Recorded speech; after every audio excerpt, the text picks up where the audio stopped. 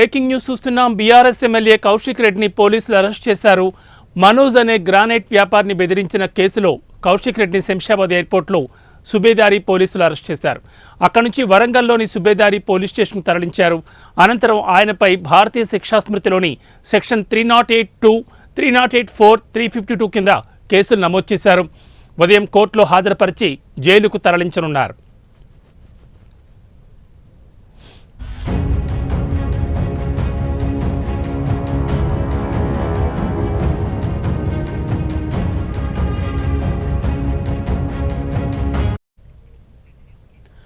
సుబేదారి పిఎస్లో తనపై నమోదైన కేసును కొట్టివేయాలని 4 నెలల క్రితం హైకోర్టును ఆశ్రయించిన ఎమ్మెల్యే కౌశిక్ రెడ్డికి చుక్కెదురైంది.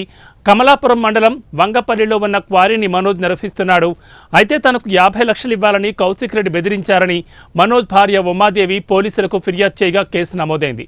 ఆ కేసును కొట్టివేయాలని ఏప్రిల్లో పిటిషన్ దాఖలు చేయగా సోమవారం విచారించిన కోర్టు దాన్ని కొట్టివేసింది.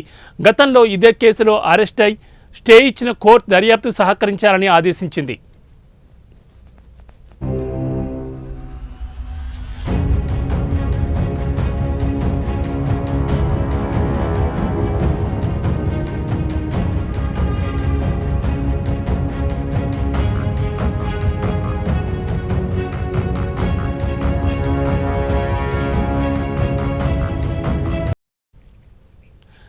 బీఆర్ఎస్ ఎమ్మెల్యే కౌశిక్ రెడ్డిని పోలీసులు అరెస్ట్ చేశారు.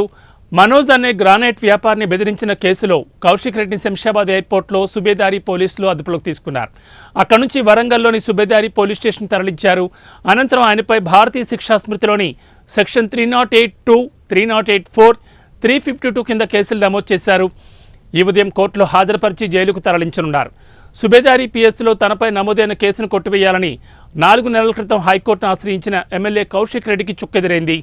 కమలాపురం మండలం వంగపల్లిలో ఉన్న క్వారీని మనోజ్ నిర్వహిస్తున్నాడు. అయితే తనకు 50 లక్షలు ఇవ్వాలని కౌశిక్ రెడ్డి బెదిరించారని మనోజ్ భార్య ఉమాదేవి పోలీసులకు ఫిర్యాదు చేయగా కేసు నమోదైంది.